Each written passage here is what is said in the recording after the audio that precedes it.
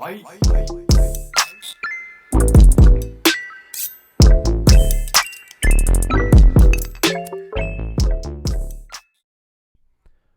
back to the Two Pointers Podcast. I'm Trevor Everett, and I'm excited to talk draft chat again once today with friend of the show, as always, Stephen Gillaspie. First of all, how are you?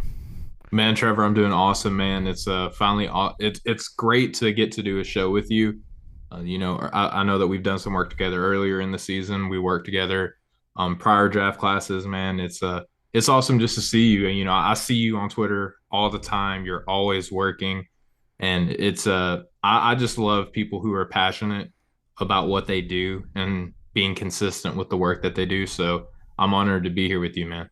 Thank you very much. Yeah, I was going to do some crazy long drawn-out intro, but I'd rather you just let you do that for yourself. So for the listeners that might be new here, like you said, we've worked together before. Let people know where they can find you. Obviously, the main work at No Ceilings, of course, but also just in general, socials, things like that, and then we'll also do it at the end. Yeah, for sure. So for anyone who wants to follow me, I'm most active on Twitter at Stephen. That's with a PH, so Stephen G Hoops. You can read my written work over at NoCeilingsNBA.com. The No Ceilings NBA feed on Twitter also posts my work and everybody else's work also, and we're constantly doing like interviews. We're making film, we're writing content. We try to be everywhere all at once, and I feel like we've done a pretty good job of that this season. But if anyone who wants to follow anything that I'm doing or the rest of the team, NoCeilingsNBA.com. We're at NoCeilingsNBA on all your socials. That's a perfect segue. So I'll introduce this at the top. I'm also going to do like every other draft chat, be very clear that this is not going to be time-sensitive material because of the fact that I like to do these, schedule these out, plan them. By the time people are hearing this, it will be whatever 7 days from February 18th is. We're recording this right before the NBA All-Star festivities on Saturday night. Good segue with No Ceilings. My first question is completely satirical. You can laugh. You cannot answer it. I do not care. Nathan or Maxwell? I'm kidding. Nathan or Maxwell? Oh my goodness. Don't make them do that. Don't make them do that. It's okay. I'll answer you. I might not be back on No Ceilings, but we'll can't pick them. I'll pick both of them, and then I'll kick me out. How about that? I've seen people debate the. I also wrote down Tyler or Tyler as a joke because that's just hilarious that those two have done a show now for so long. Well, I'll just say Tyler, and I'll win both ways. You're so safe. there you go. I told you before we started I had 10 of these, and I technically have 8 of them because I just gave you 2 stupid ones to just kind of get the juices flowing, to let people know that we're playing this or that. It's not to put feet to the fire for you and make you pick between 2 prospects. There are a few in there that I think are worth conversation, but these are just 2, a handful of good scenarios I want to talk through. And then at the end, as the title shows, we're going to talk. I can call it a deep dive, I guess. I don't really know what that's, no big title there, but we're going to talk about Jett Howard.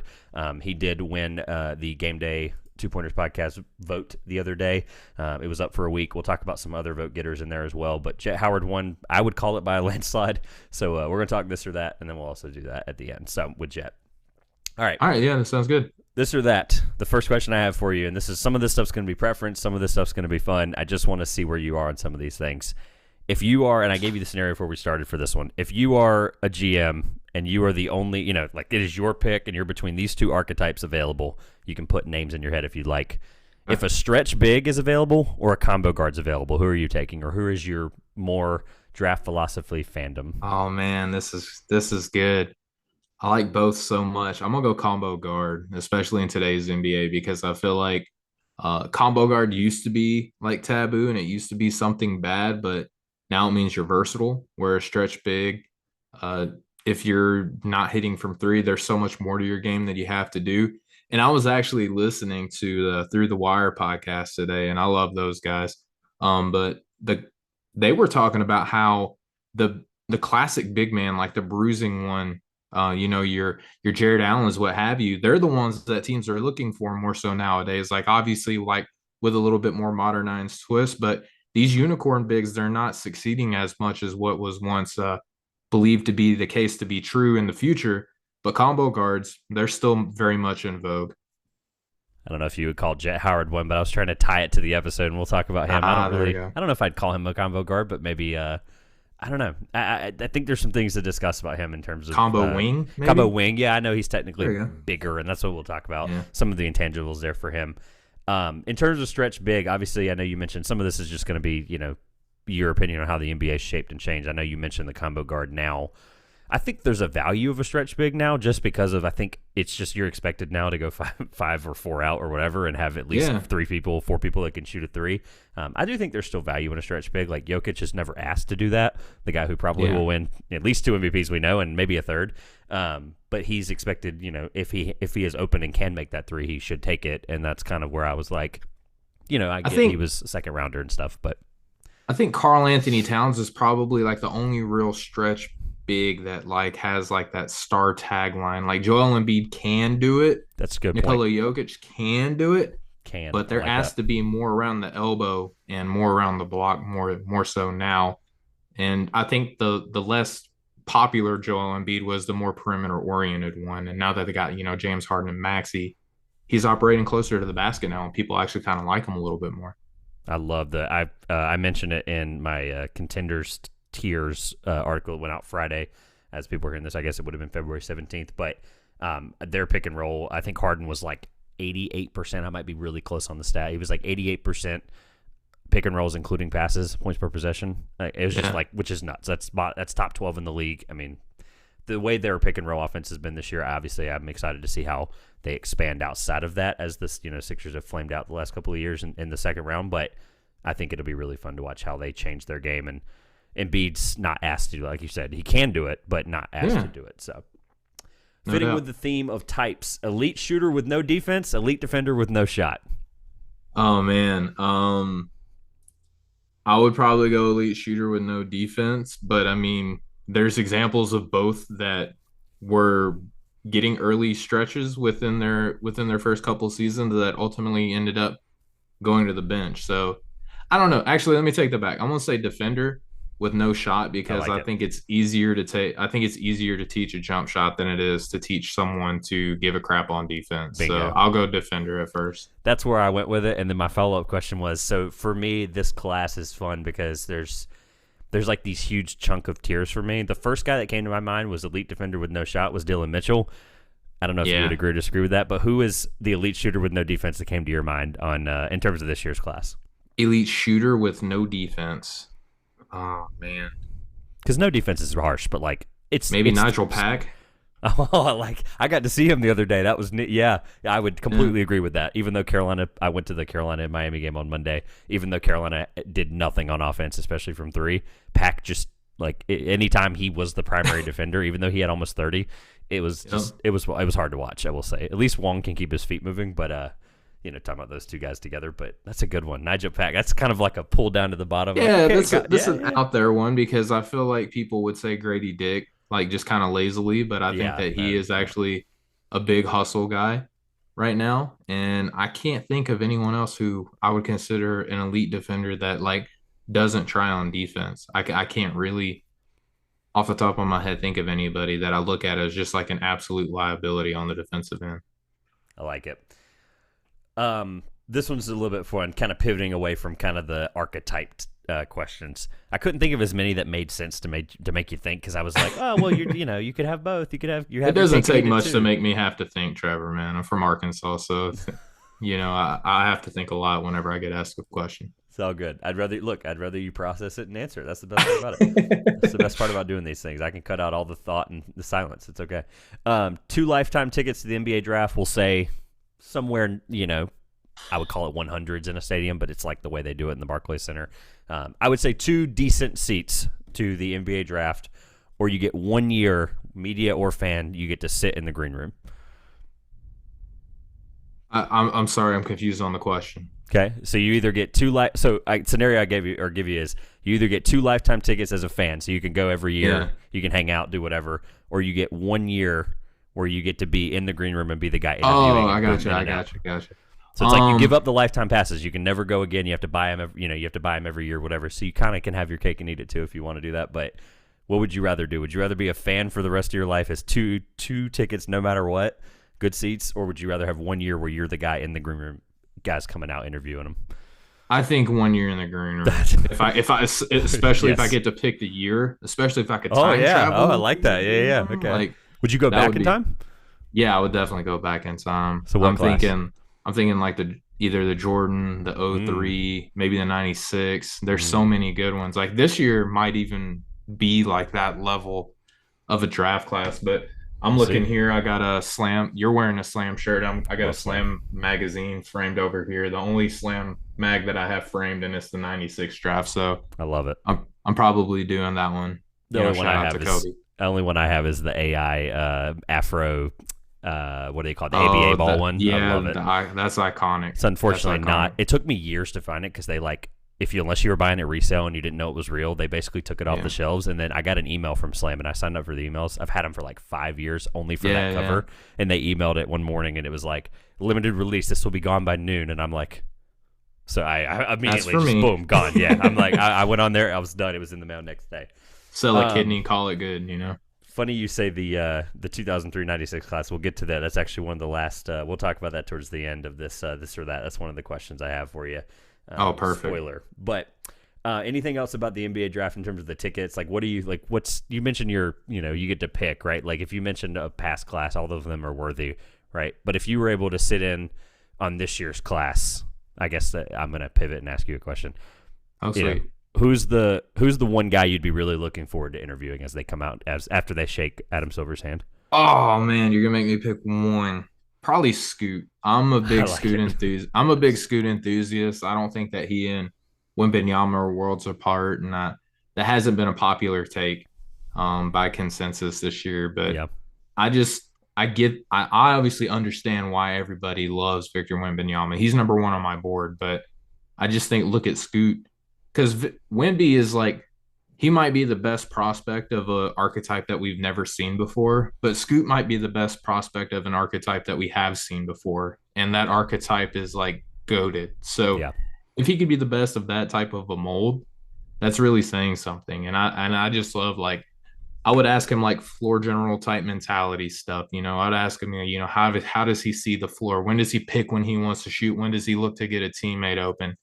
Like what's it like developing a 3-point shot? What's it like playing with older people, but also holding their respect and so, having them hold you in such high regard, commanding their respect, being the coach on the floor, stuff like that. I think that that's more interesting. And I think that he could speak to it in such a way that people could like understand it where like how are you going to understand what it's like to be 6'10" or I'm sorry 7'10" with 20-foot wingspan and being able to like jump shoot and block shots from the other end of the court, like it'd be fun to listen to but you can't really relate to it where I think Scoot he's like 6'2", he's kind of like the everyman but with superpowers. I like the superpower comment. It reminds me of John Wall, and I'm with you by the way. I think the gap. I think people are going to start to come around. I think Barlow was another one that was pretty early on this, where he was like, "Scoot's one of the best prospects I've ever seen." I don't like this. Yeah. It's just bad timing on his part or not his part, but bad timing on for the fact that he is out of this draft. But it's I got a chance to see John Wall play when I was younger. Like that was Oh yeah. a thing. Like that was like okay, the greatest thing we've ever seen in this area, as well as just in general, one of the first real mixtapes that kind of just that era of Moved like a YouTube cat. mixtapes. Like I mean, a it was legit nuts. cat. It was Yeah. nuts, and that's why I'm glad, like you said, the Scoot thing. I've less vocalized it, but in conversation, I have been like, hey, I need people to understand that Scoot's the second. I say second best prospect I've ever seen guard wise, but like I got to watch John Wall. I'm very fortunate for that. So John Yeah. Wall in high school, what I saw was amazing, and it's hard to turn that down and be like, okay, but Scoot is one of the best prospects I've ever seen as a guard, and I just can't sit here and think that there are teams. There's got to be a team right now that gets one, and they at least think about it. They're like, okay, if they need a guard, they need a generational prospect potentially. You have to. You're not just gonna like sleep perfectly at night after the lottery. It's Yeah, really stupid. and so two comments. One, Maxwell, my co-host on Draft Deeper, wrote a great piece where he compared him to Derrick Rose coming out of Memphis, and like out of if he could pick either one of them, if they both came out the same year, like who's the better prospect? He came out thinking that Scoot was better than Derrick Rose coming out of Memphis, and he was an MVP. And if that's the case, what does that say about how he should be looking at Scoot this year? And ultimately, like everyone's going to go Wemby because there's also like a crazy financial benefit for drafting him too, where like the worldwide economic benefit of getting him is just like too much to pass up, and he just might be a generational prospect like a LeBron James or a Kobe Bryant or what have you, right? I know that might be taboo to say, but there's that. So I don't know, man. I just think that Scoot is just an incredible, incredible prospect who sees the game like Chris Paul and Steve Nash with the physique of a Russell Westbrook who can move like John. He is a Voltron of previous. He might be the best point guard prospect since like Isaiah Thomas of the Detroit Bad Boys, Isaiah Thomas, and that's saying something. Yeah, I love it. You mentioned the has this of this and this of this guy and this of that, and I'm like, I had the exact same flashes through my mind when I sat down. I guess it would have been July or June or whatever a year ago before they're being drafted, and I really sat down and I started my board and I was like, okay, I've known about Victor for years. That is Victor. It is what it is. And I started watching Scoot, and I'll never forget it. I literally sat down and I think I watched him for 2 hours, whatever I had available, and that was before we had any of this year's stuff. And I was like, I don't understand. Like, I understand, but I don't understand. Once he gets to the elbow, he's automatic, just like Chris Paul. It's crazy. It's there's nothing that you can say bad about him. And like I said, it might be taboo to say that I have him within the same tier as Wemby, but I would take Wemby 1. But there's going to be the team that drafts him. This was going to be the second point.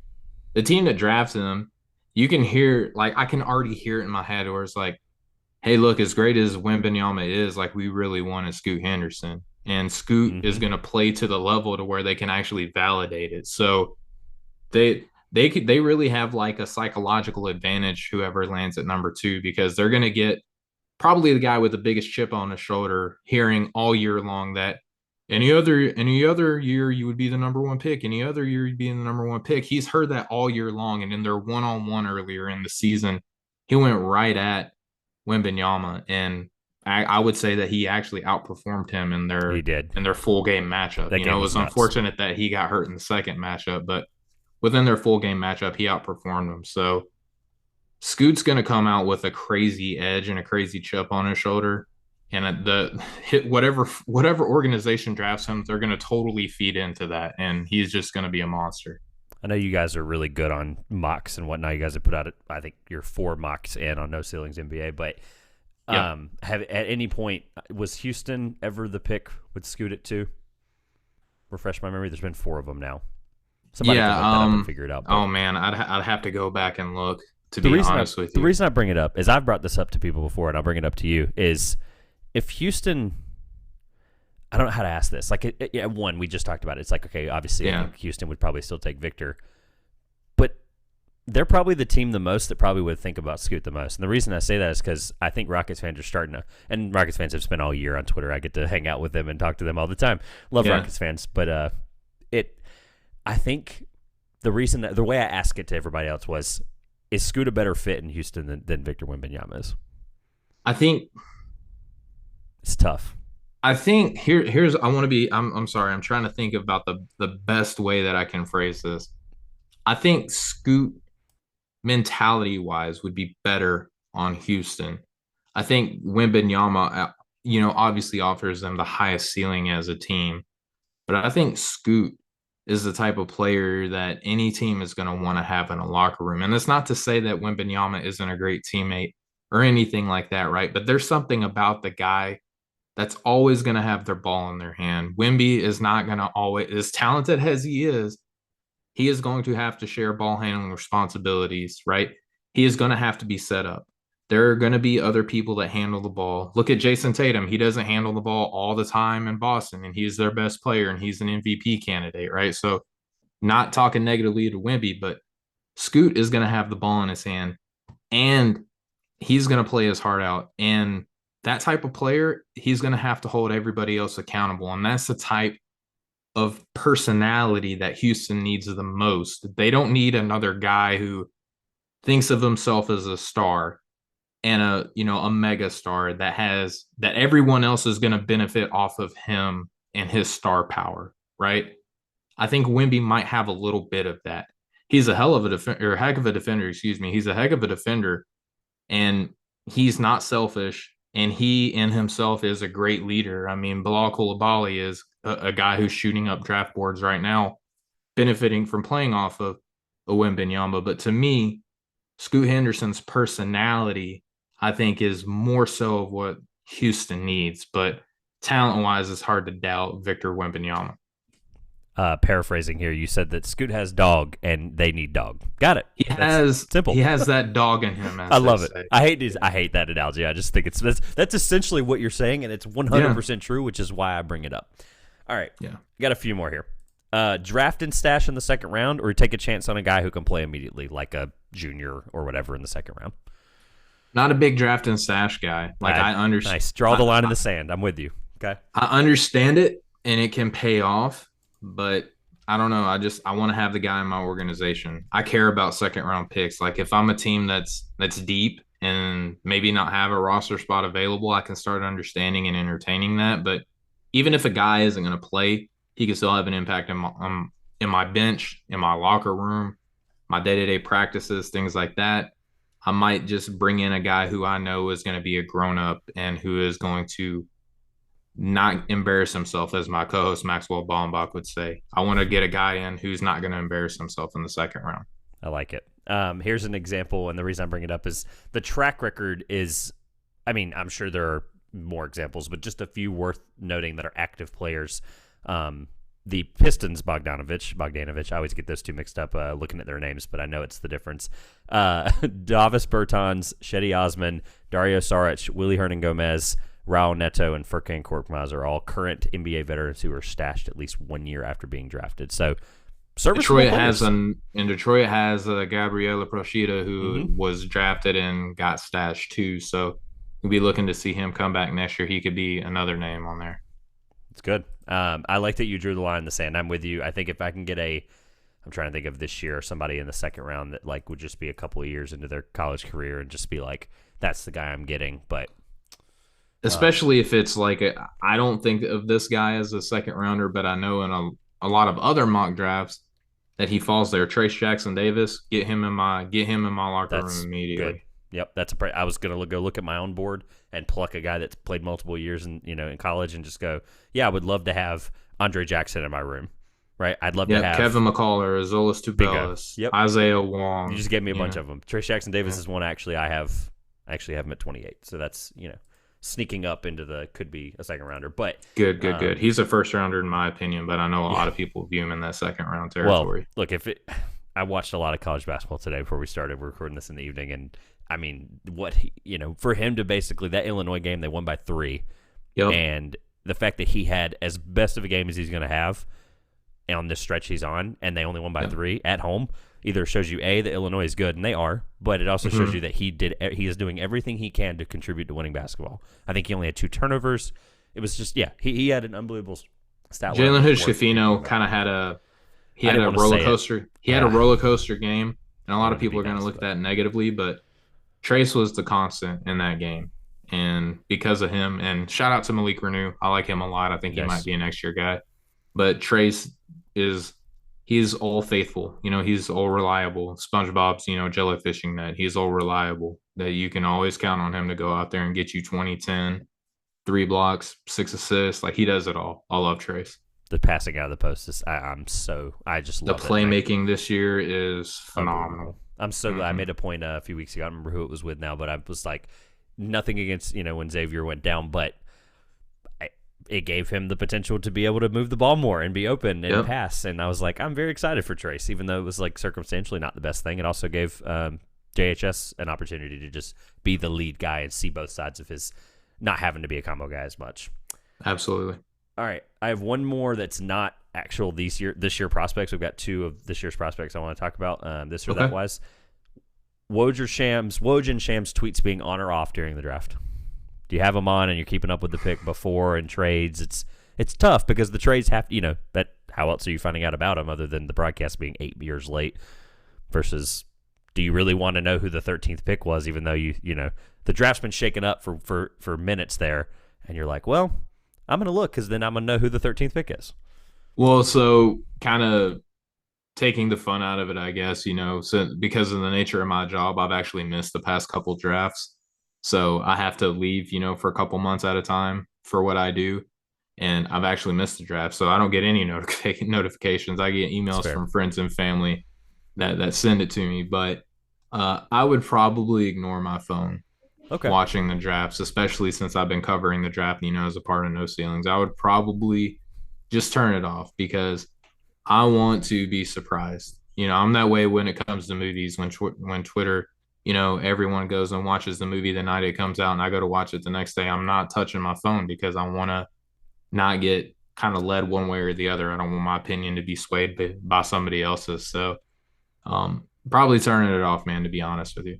This lovely thing about Twitter is you can mute specific words for X amount of time. Yeah. You can schedule how long. So if you know you're going to see the movie in 10 days, just mute, Ant-Man for 10 days. Which is what I did. Yes, I saw it last night. Oh, nice. Have you seen it? I'm not a Marvel. I'd kill me if you want. I'm not a Marvel guy, but I would never kill you. I just respect you a little bit less. People like hold me to the fire, for at least my friends and family in my circle. Like, they just. I've always been like, oh, why not a Marvel guy? And it's like I fell in love with Star Wars, and it's hard enough to keep up with one universe. To have to keep up with another, Fair. I'm like, okay, my brain can't handle it. Kill me if you want. I'm not a big Star Wars dude, so I'm not killing you either. I it's the first thing that came out when I said it. I'm like, wait, that's gonna sound harsh, but yeah, whatever. All right, yeah, right. This or that, Marvel or Star Wars. So you just answered the question. Yeah, So Marvel, easy. Walked right into my hands there. It's great. All right, we have two groups of prospects here that I want to do this or that on. The first one is.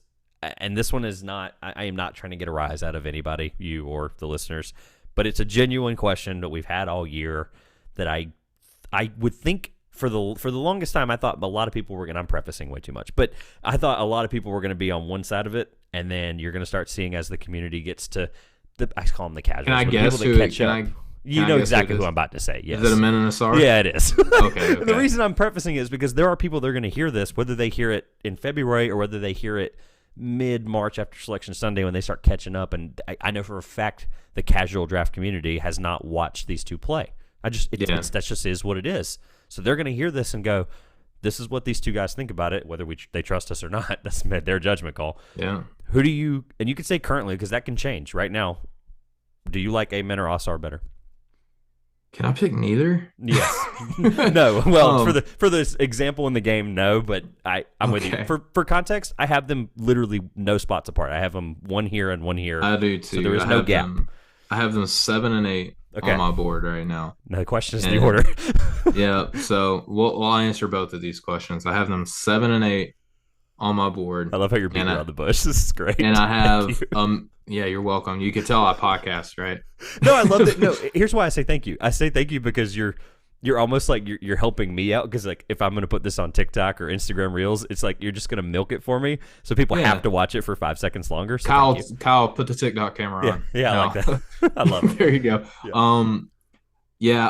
I have them in.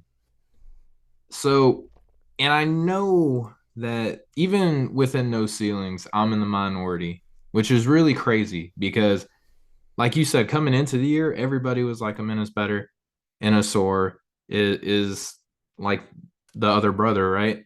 And I think that a lot of people took that and was like, all right, let me try to prove this the opposite way around. And I'm not saying that people are trying to be trendy. I'm not saying that people are trying to just kind of be, what's a hipster or whatever, right? Is that the term that we used to say? I don't think that people, I don't think that people are trying to be hipster.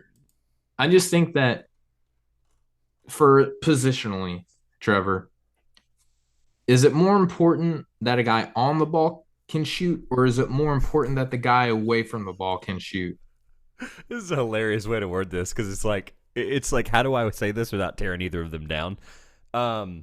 If you're off the ball, do you think it's better for you to have to be the shooter or the one with the ball? I hope I understand your question right. What position is more important to shoot then, the point guard or a shooting guard, small forward? I think the obvious would be shooting guard, small forward, but I mean, I also want my playmaker to be able to not be a minus with the ball in his hands and be forced to do that. And by the way, both of these guys, I'm trying to figure out the best way to politely land this. Both of them aren't elite shooters. Let's just be, we're not walking on eggshells here. Nope. But they are showing promise in sign and mechanic that I am very hopeful for. And the reason I would answer a question with a question would be if Amen doesn't go to the right team, if he goes to a team where there is already a point guard, what is he going to be for me? I don't really understand that, and that's kind of my question with the question, and that's what I'm worried about.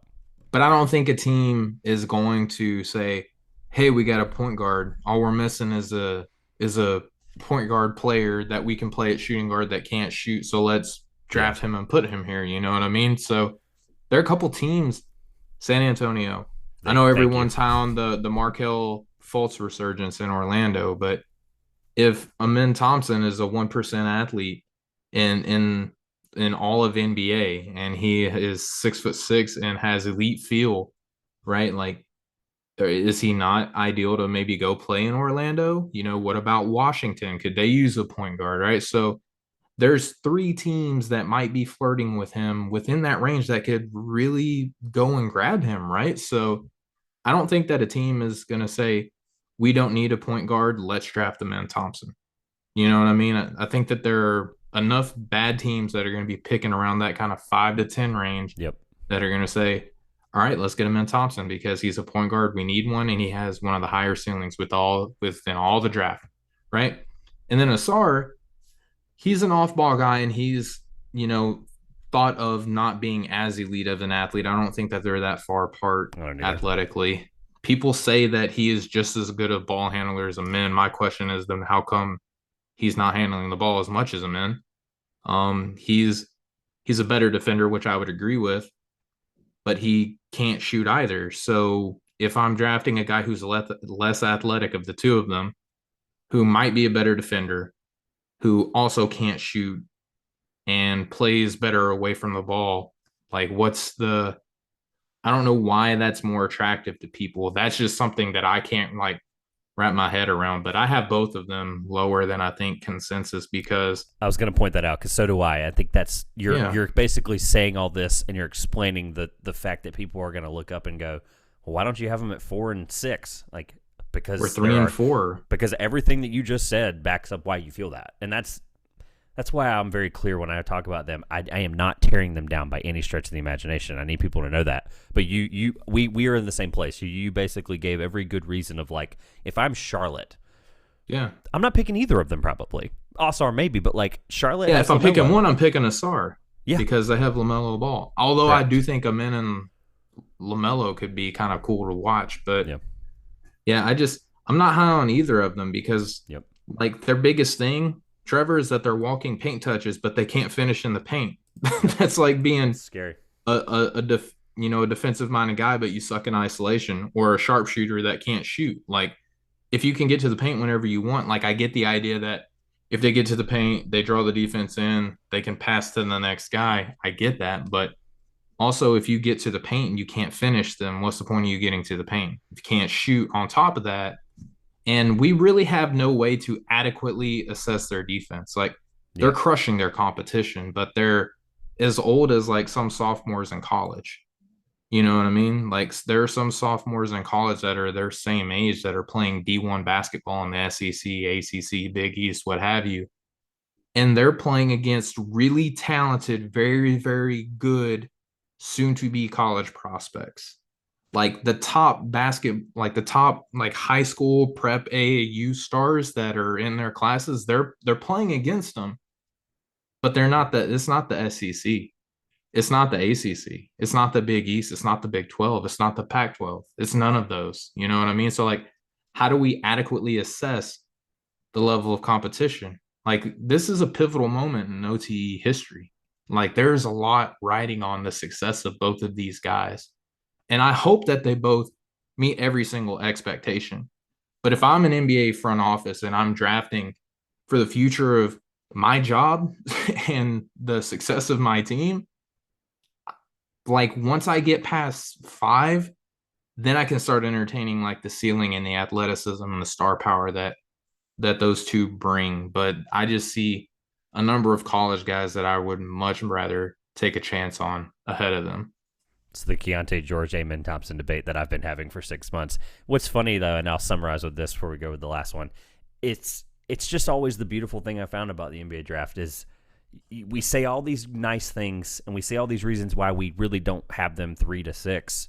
And I think you said 7 and 8. I currently have them at 6 and 7. My update will be on March 1st, but at least publicly. But I have them all in that range, and we both have them in the top 10 comfortably, and yet we're still considering them in the top 10. Like, that needs to be understood. Like, these guys are still both elite prospects. It's something we have to grasp. We as a community have to grasp that there are flaws in their game, but I can sit here and do the exact same thing to Brandon Miller, G.G. Jackson, to Quavion Smith, Kason Wallace, Taylor Hendricks, all guys that I have realistically Jett in the Howard. same range. Jett Howard's another one. That's a great segue. It would be a great segue if that was the last, if this was the last one, but that's all good. We will talk about him in just a moment. Man, that would have been a beautiful segue. I'm but sorry. I figured Amen and Asar were the more polarizing this or that, so I figured I'd start with them. I wouldn't want to end with them. So, anything else about the Thompson twins? I know you've had a chance to go down there and see them in person and things like that. Yeah. Anything about just OTE or Amen and Asar that you'd like to? This is your floor. They are great kids. They're not kids, they're men. They're great young men. They are very hard, dedicated workers. The OTE, I highly encourage any parent that believes that their kid has a shot at very competitive Division I basketball, the G League Ignite, or the NBA to consider the OTE, because they can still get their schooling done. They can make a good amount of money, and they have top flight facilities, and there are people that matter in those facilities all the time. You're getting coached by people with, overseas coaching experience, NBA experience, NCAA experience. You are getting the top of all of those things. And since they're so young in their infancy, No Ceilings can relate a lot to Overtime Elite, because we were like essentially the same timeline. Like, we have been around for the same amount of time, and they've invited us there, welcomed us with open arms. I love everything that they have going on. I just think that the Thompson twins, they care so much about basketball. They're highly competitive. They are hard workers. And I think that they have a shot to be, some of the best players within this draft class. It's just hard to, for right now, adequately assess what Overtime Elite is doing and how it compares across different types of organizations or leagues, because of how young it is. I love it, and I appreciate your transparency with it, because a lot of people had question marks, myself included, and I trust your opinion, and you've helped me understand what's going on there a little bit better and see it a little bit better. So I know people hate the broadcast.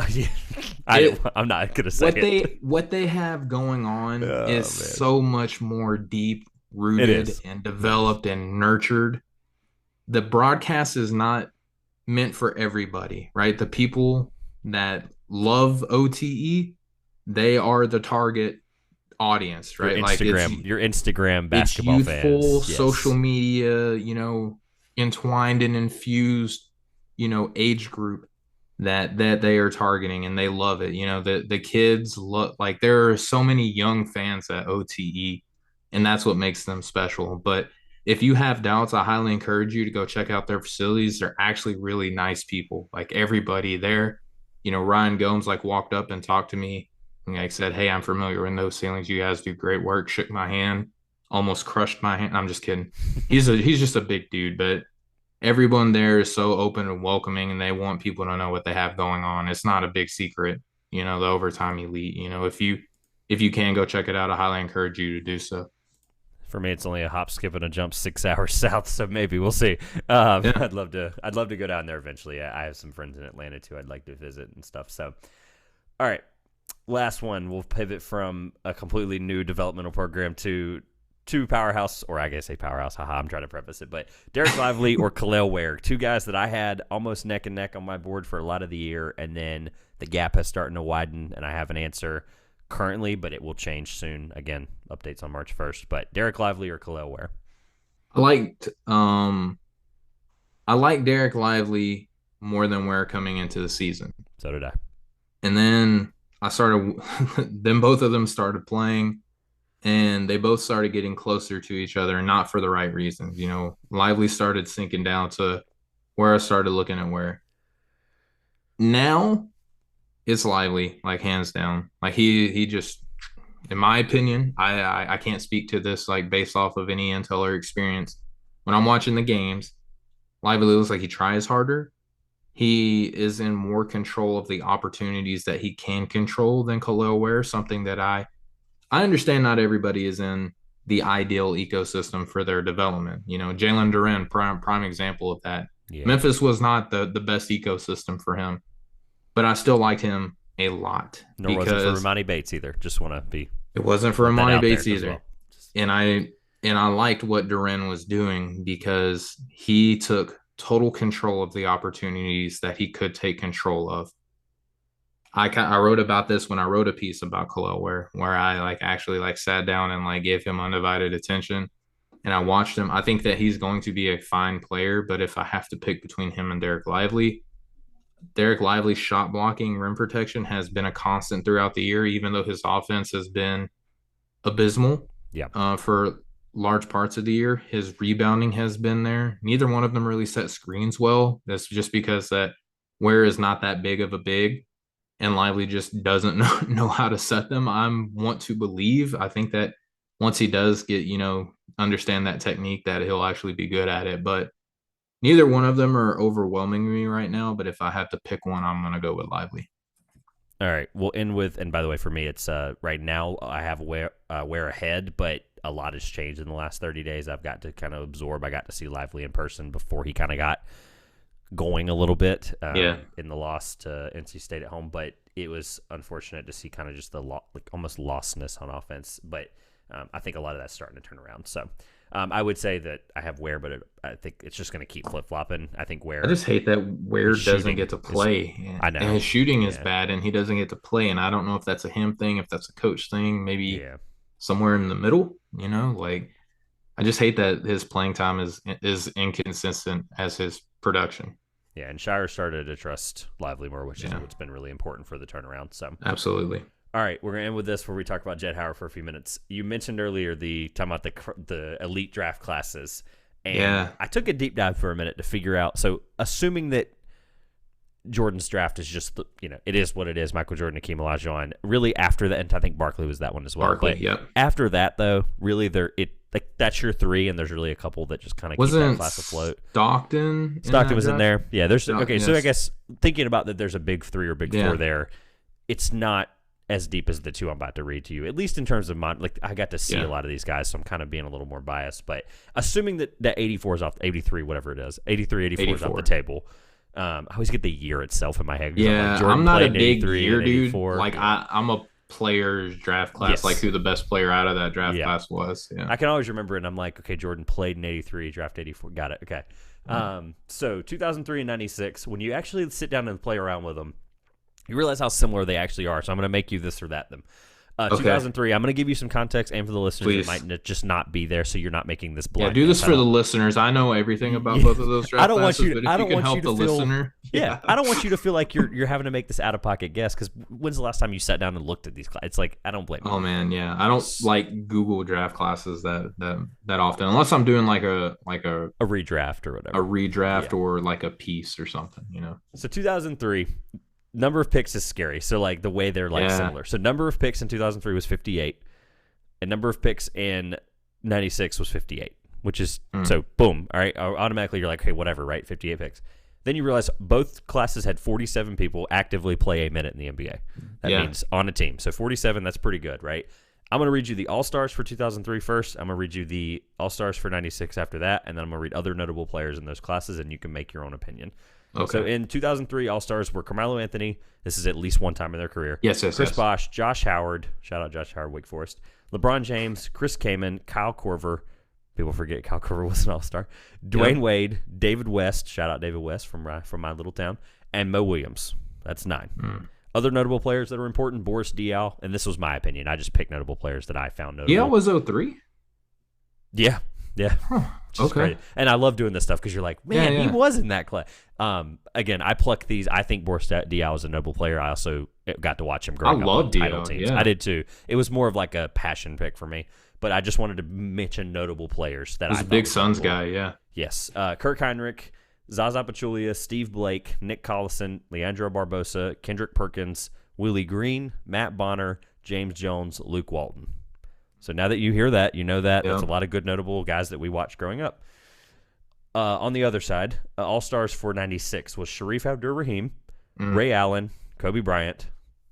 Shout out to Kobe. Zydrunas Ilgauskas, Allen Iverson, Stephon Marbury, Steve Nash, Jermaine O'Neal, Peja Stojakovic, and Antoine Walker. The only other notable players, and this is just my opinion, was Marcus Camby, Marcus Camby was never Absolutely, an all-star, Mark. which is nuts. He was number 2 That's overall, nuts. couple-time defensive player of the year. Like, just kind of a guy people are going to forget, right? I know you said you Yeah. have it framed, which is cool. You get Yeah, to I'm looking is at he him. on there? He's got a look on his face like, Yeah. what do you mean I'm a notable player? Yeah. Like, yeah. I love it. Notable player, Marcus Camby, Tony Delk. I don't know if it's just because I watched the Hornets growing No, up. But Tony, yeah, Tony Delk was absolutely. good. Derek Fisher. That's a really big Yes. one, right? He's not going to pop up on UALR, the baby, I from love it. Arkansas. He's a Trojan. Yep. I love it that he's not going to pop up when you Google 96 unless you're like looking down in the second. But he was a second round pick in that year. Eric Dampier and Kerry Kittles. So, Man. knowing how similar these classes actually are, because like Sheesh. we both know they're historic, but then you look at them like that and you go, there's like no difference. Like it's crazy. There's a couple more all stars in this one, and maybe I this got one one. more that I want you to look for me after I make this pick. Okay, And go right I ahead. know that you didn't prep this. You can start pulling it up now if you want. Look Go up the '09 class. Okay. Yeah. But I'm gonna go 96, and it's mainly just because I'm a nostalgia head. I'm be 33 years old next month. So but in all honesty, I just think too that talent wise, like top to bottom, I think that 96 has a beat, but it's close, man. Like I would love someone, I'm sure it's already out there. I'm sure that somebody has done a 2K sim where they had both of these draft classes go head to head against each other, man. But I mean, LeBron's great. He's either 1 or 2 on everybody's board, maybe 3 for the people who still, care about Kareem Abdul-Jabbar. Um, top 3 prospect or top 3 player of all time easily. He's second on my personal rankings, but Kobe Bryant is goated. Ray Allen is goated. There's so many, Peja Stojakovic being a guy so far down that list is just crazy to me. And his son's going to be drafted soon, which is crazy. So I don't know. I gotta go 96, but '03 is certainly like not a draft class to be seen as that. Probably if I had to pick an order, they'd probably go second. I love it. I love it. Yeah. I'm not gonna. I mean, I'll give you an answer, but I'm not gonna sit here and talk about it forever because I want to get to Jett Howard soon. But I also want to answer your 2009. Like, I want to look at that one because it is intriguing. I think it's 2003, and it's only because I think there were more notable role players that, whether it was me watching them growing up or not, I think your Boris Diaw's, Leandro Barbosa was a big piece of the Warriors championship, I believe. He was on the Suns for a little while, too. Yeah, also Kendrick teammate, Perkins, yeah, Kendrick Perkins is another huge one. He was, I mean, whether people like it or not, he was the big man for the Celtics. That was how we played basketball back then. He's like their Eric Dampier. Yeah.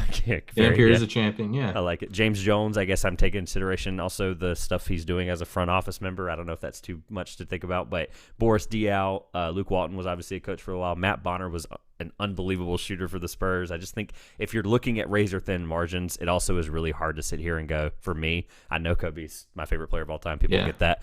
But Carmelo Anthony is another top 3 player for me, favorite all time. Unfortunately, AI is number 2. So literally for me, this is like picking, like just like pulling hair out.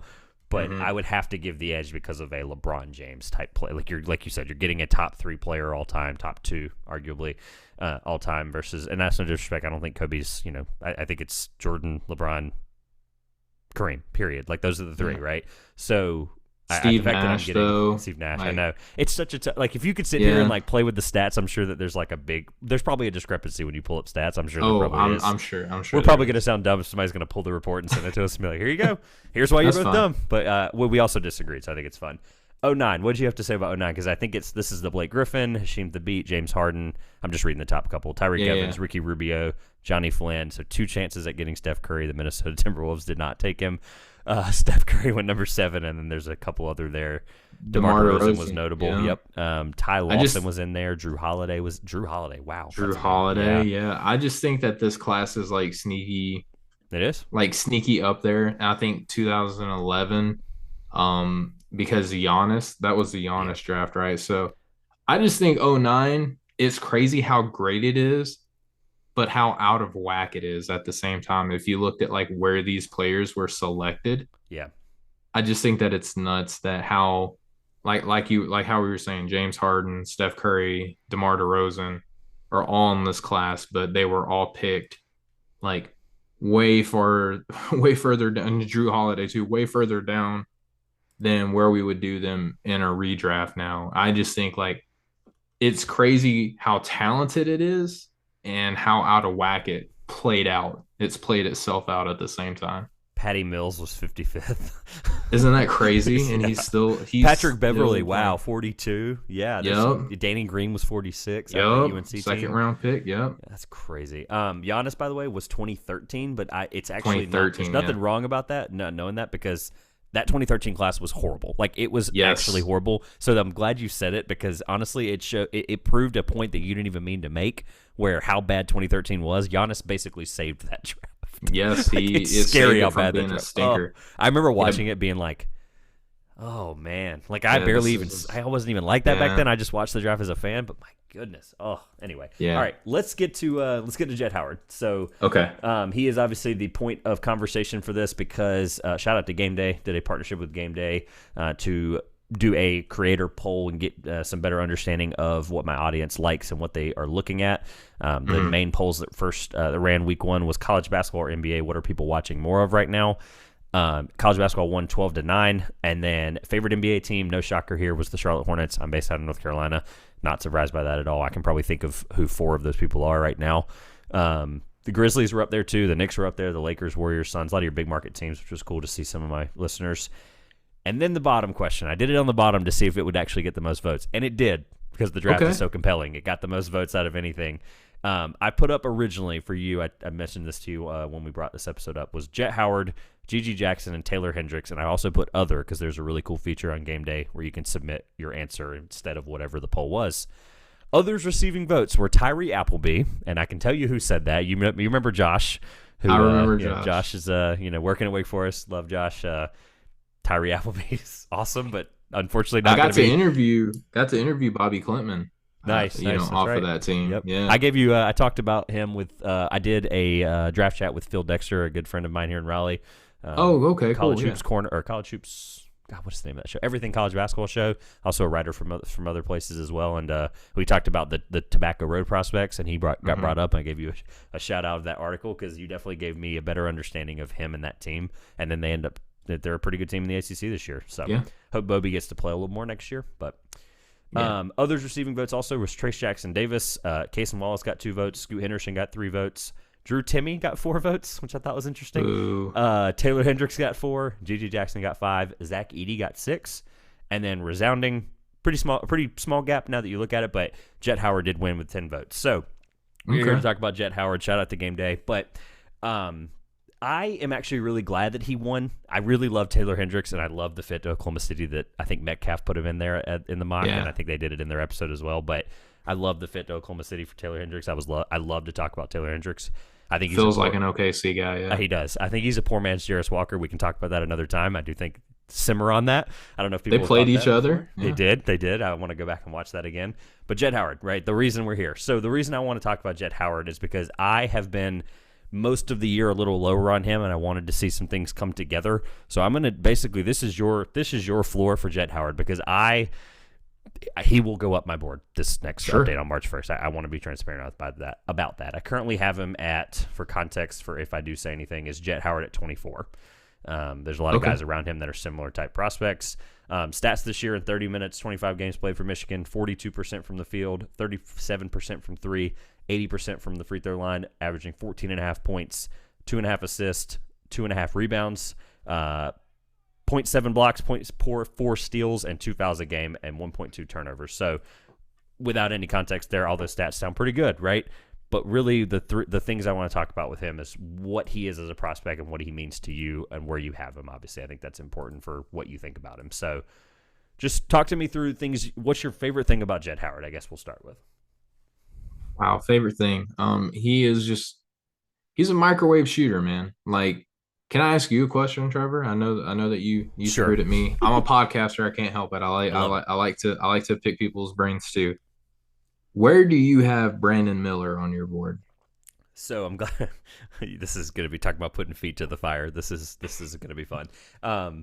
You're always welcome back here before I say that. Before I answer your question, because don't leave. Okay. I won't. But before March 1st, so on the February 1st update, I had him at 8. Okay. Okay. I don't think that's unforgivable for the time. January 1st, this is why I said don't leave the Zoom. Okay. The Zoom button is don't look at the end button. I won't. I'm not. I had my hands off the mouse. I had him at mouse. 14. At 14 on January 1st, because I think that was just before he really gave me that SEC bump that I saw, and I was like, okay. Was that time of the 2-point percentage conversation?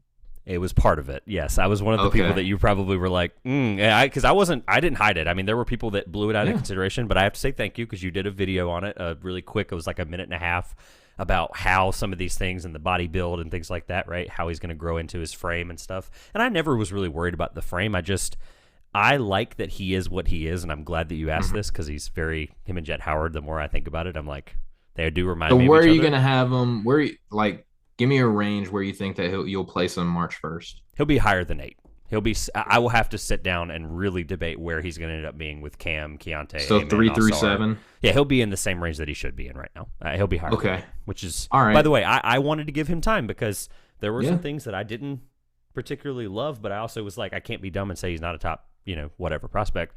Well, I mean, your assignment's not due yet, right? Like, you're fine to have you're fine to have your opinion where you have it now, right? Because the draft isn't happening tomorrow, right? So so let me back up. The reason I asked that question, and you're kind of proving my theory correct, because you have him 8 and you have Jett at 14, so you don't have them worlds apart, or 24, excuse me, you have them 24.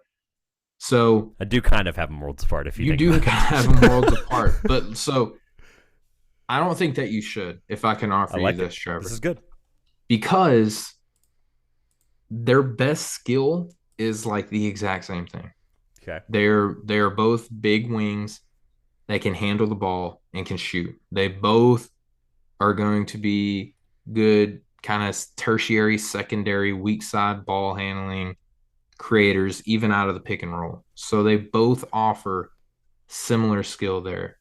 I think you're correct to have Brandon Miller ranked higher because he competes defensively and rebounds. Yes. So where I have personally Brandon Miller number 3 on my board, ahead of the probably would. I had a feeling ahead of the Thompsons. Yeah. But I have Jett at number 9 behind Whitmore, behind the Thompsons. It's because he's lacking defensively and lacking in competing on the boards. But I still think at 6, he's only listed at like 6'8". I think he's bigger than that. I think that he and Jarris Walker, they're going to measure bigger than what they came into the season measured as, because they're both just like ginormous. I think that the things that Jett is deficient at is going to improve over time. He's pretty young within his class. And Michigan, bless their hearts, their offense is not the best in all of college basketball, whereas Alabama, Coach Oates is running a heck of an offense, very analytically driven, very NBA style, where, Hunter Dickinson is the guy, the de facto guy. Kobe Buffkin is making a case for himself to be a first-round draft pick. But their offense is so not fun to watch, although they do have all of this talent. I think that Jarris is going to improve because he's going to get stronger to go along with that frame. He's going to be told that he has to compete defensively to see the court at the NBA level. And I hope, for the love of God, that the rebounding numbers are a reflection of the scheme and not the motor or the desire to compete, because he has the makings to be a good team defender and a good rebounder. I'm not saying that I think that he'll ever be I think Brandon Miller has a chance at being like a pretty decent defender. Yeah, like in the molds of like a Robert Covington maybe, where he's not like an isolationist lockdown dude, but like weak side rim protection could be like his calling card because of his size and ability, agility, reflexes, all of that. So Jett has a ways to go in there, but I think that the main thing that makes Jett a top 10 player, in my opinion, is because he has just nuclear scoring from the perimeter and has a handle to go along with his size. So I want to pluck one thing you said, because I think it's an interesting, it's a same question, different answer, I think is the way I would word it. You mentioned the frame and end up being bigger than he actually is, et cetera. shout out to Albert, who had a really good article on him about, I think it was middle of last month, where he said that he looks like he's much bigger than 6'8" sometimes.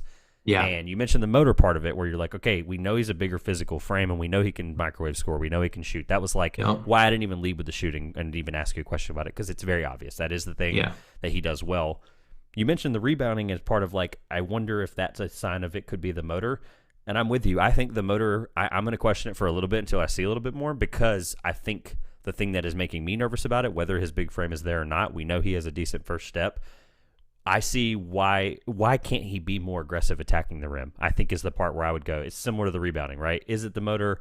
Is it the style of offense that the team plays? I don't know, which is what makes him so intriguing. It's not something, any reason I should have had him at 24. There was things, I made this comment to Chuck when I talked to him a few months ago, Chucking Darts, and I said, this class has 16, I like the top 16 really, really well. And his first question for me was, who is 17? And it was like, the reason I say that is because I think Jett Howard is better than 24, but I liked a lot of things and a lot of prospects ahead of him for different reasons. So it was and I hate to say that's a lazy thing to say, but it is. I do like a lot of the guys ahead of him. He'll probably end up being in the lottery for me very safely and very comfortably. But I do question some of the motor, and tying this all back together is some of it, like if he's that physical and if he is bigger than 6'8", or if he's 6'8" and plays like he's 6'10", why isn't he just, he's fast enough. I know he is. Why isn't he attacking the basket at a higher clip or better clip? There's a number of nits that I could pick here as to why that might be the case. The fact that we even have to ask that question is not a good thing. The fact that that's what I was worried about. The fact that we even have to dive into this and maybe get into more of the psychology of the player or the psychology or the ecosystem around him is not a good thing. Like being that size, knowing that Kobe Buffkin is a better, more fiery rebounder, even on the offensive glass, than what we see from Jett is not good. I would say that if I was his defense attorney and I was making a case for why this would be the thing, I would say nepotism might be the reason why, because I don't know, it was just weird that Coach Howard would be fine with his son not being a good rebounder, considering what he did in the NBA, you know what I mean? But I don't know, like Hunter Dickinson, that's kind of his deal, and they kind of play 5 out away from him. So I don't know if it's, again, scheme, or if it's maybe his dad isn't like pushing it that hard, but he's not going to have that when he gets drafted to the NBA. Like, there's going to be a coach that he goes and plays for and is like, hey, dude, like, I don't care where you came from. I don't care where you ranked in your class. Like, everybody's the best player from their team here. And sometimes people don't even get drafted and they make it on a roster, and they're going to out rebound you. So if you're going to be 6'8" on my team, you're going to go after the daggone rebound. So I would say that if I was his defense attorney, I would say, well, let's not be too hard on him, right? Because maybe his dad isn't pushing him to be a rebounder, maybe because offense is what sells the most in today's NBA. Like, how often do we hear about, like, oh, today's NBA, like, this is the most offense that we've ever seen in league history and stuff like that. So, like, if you're going to be a rebounder wing, like, that's not going to be as sexy as being a nuclear 3-point weapon, and let's let everybody else worry about that gritty, grimy stuff. We want you to be nuclear shooter and also to be a capable ball handler, which he does both of those things very well. So I would say maybe that would be the route I would go if I was making a defense for him. But I hate that I even have to do that, because he should be going after rebounds. Completely fair. This segment is designed to, I wanted people to understand that we are talking about him because he deserves this conversation, and the weaknesses and whatever people would call them are warranted, because that's how we should evaluate. We should be honest with these prospects. The question I had that was thought-provoking, and that's how we can end, and I have a couple rapid-fire things at the end I ask every guest, title pick, etc. for you. And you mentioned the ball handling that Jett has, and I think all of that stuff is really good, and that's probably going to be your easy answer, and I'm okay with that. But why is Jett Howard not just this year's Caleb Houston? Well, Caleb Houston is actually doing really well. He is. They remind me of each other. It's the only reason I'm saying that. It's not a knock. You're not the first person I've heard make that comparison. Dang it. I'm just kidding. No, you're fine. To me, that's credit upon you, right? Someone probably already thought of that. I knew you were going to No, say you're a bright mind in the game, man, and I really do appreciate you bringing that up. Why is he not? Because Caleb Houston was a shooter that didn't shoot very well. Okay. That's a great way to put that. I like that. Very simple, rip the Band-Aid off. Yeah. And Jett is, I would say, more athletically gifted. He is. Caleb Houston, I thought, was actually kind of under discussed, his athleticism went. And I would say that I trust Jett Howard more on the ball than I did Caleb Houston. So Jett Howard's a shooter that can shoot. Caleb Houston was like, hey, you're a shooter. Where's the shot?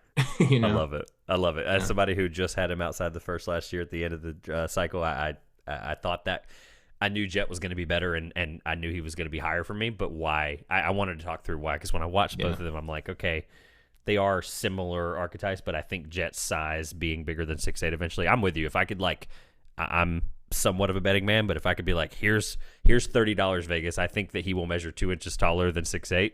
I would very easily right now run to Vegas and put that $25-$30 on that, because I do think he's going to end up being bigger than 6'8".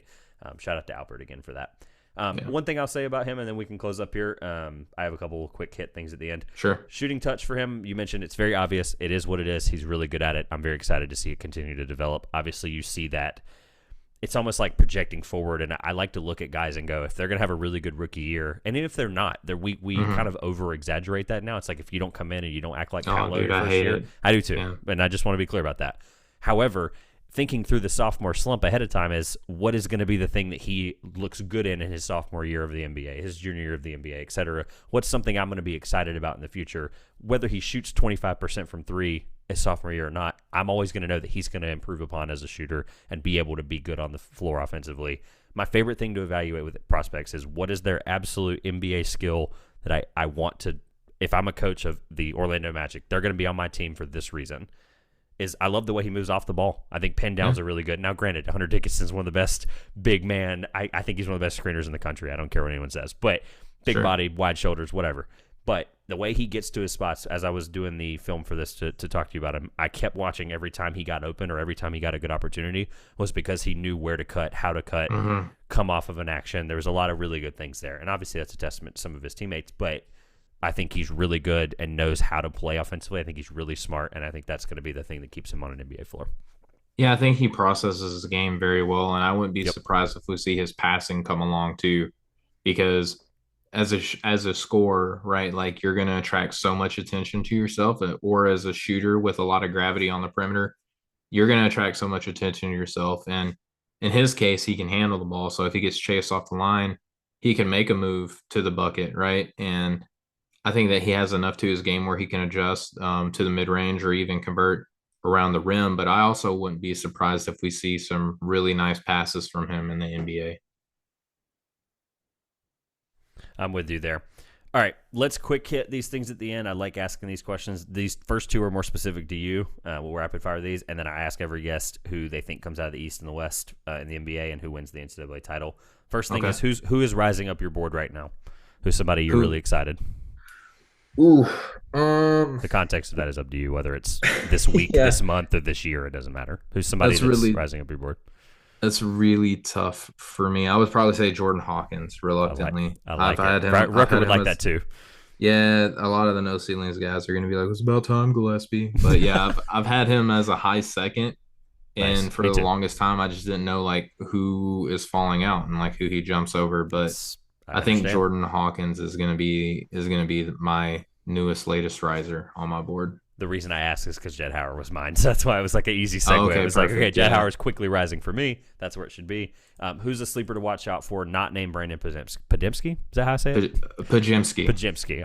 I knew I was going to mispronounce it, but who is a sleeper to watch out for that's not named Brandon Pajimski? Yeah, there you go. I know you'll like that's a good one. I know that's a good one. Yeah, for sure. I know you'll like this one. Is Jalen Slauson. I recently wrote about him on NoCeilingsNBA.com, and to me, there's so many people that are trying to be put into this void, like, Grant Nelson, players like that, Drew Pember.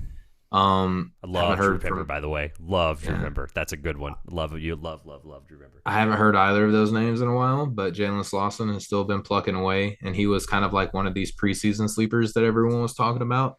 Also, haven't heard much about him, but he's shooting like 39% from deep since the turn of the calendar year. Yes. And that's a huge development in his game, considering that he can literally do everything else on the floor. So he's a sleeper. And then Bilal Koulibaly out of Yeah. France, Thank you. Victor Wembanyama's teammate would be another one if I can sneak a second guy in there.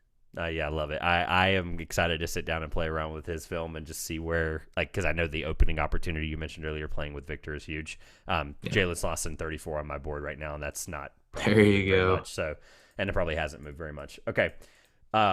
Every guest gets this opportunity, and also want you to plug at the end as well. So, NBA title pick: who comes out of the East, who comes out of the West, who wins it, and then your tournament pick for college. Man, I'm gonna be a lame-o and go Boston out of the East. They've kind of like, Literally every guest this year has gone Boston. I I mean, swear. that's the smart money. I mean, they are just that good. They're defending champs. They are defending Eastern Conference champs, and you could argue that they've been better this year. And other teams that look like they were going to contend with them have gotten worse. Out of the West, I'll say Denver. I think it's Denver's time to come out of the West this year. Yes. Thank you. I know smart money is against them, but I don't know. I just think that it's their time this season. I just think that they have the best player in the NBA right now, and they have improved in a lot of areas. And some of the young guys like Christian Brown have stepped up and helped them out a lot. So it's hard not to go Phoenix either, though, with the moves that they've made. Phoenix is going to be scary, but it's hard first year bringing everyone together to compete for a title. So I'm gonna say Denver, and then I'm gonna say Boston wins. I'm gonna say Boston beats Denver. That's exactly what I have. It's not changing. Not going to keep going on that. And then the NCAA tournament. I have Houston right now. Who do you have winning? Winning it all. Ooh, man, Yes. I just watched Baylor Kansas coming into this game. That was nuts. I Yes. know I've picked Kansas with Caleb, and I don't know if I'm gonna waver too much from that. I'm still gonna rock with Kansas. All right. I love it. Thank you, first of all, for coming on. Thank you for talking all of this lovely stuff with me with the draft. You're, as always, like I've told you, you're always welcome here.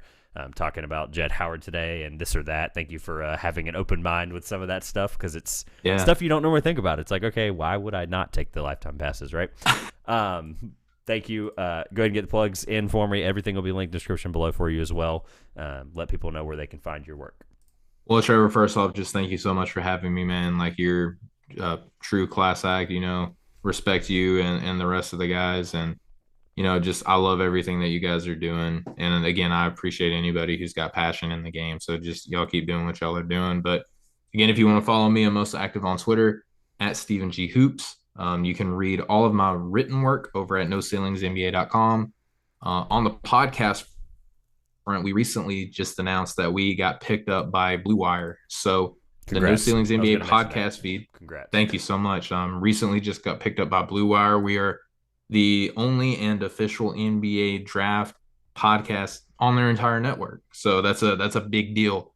So if you want to go follow us, like, share, subscribe, rate, and review, all of that really helps us out a lot. And just kind of stay tuned because if you're listening to this, I'm either about to or I already have seen Missouri play against Georgia. I'm going to be going up to Athens to watch that game.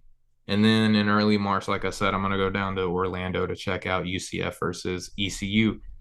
And I like Brandon Johnson too, by the way, out of ECU. I have him in my top 100.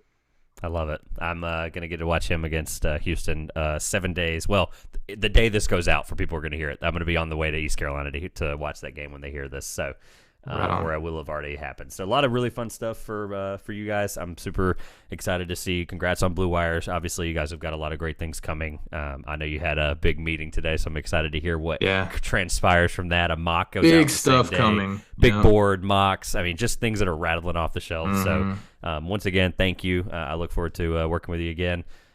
If anybody wants to check out anything with Stephen, it'll all be linked in the description below, as well as all the stuff that you can find for his work, the writing, the podcast, everything with Draft Fever. All of that will be linked in the description below.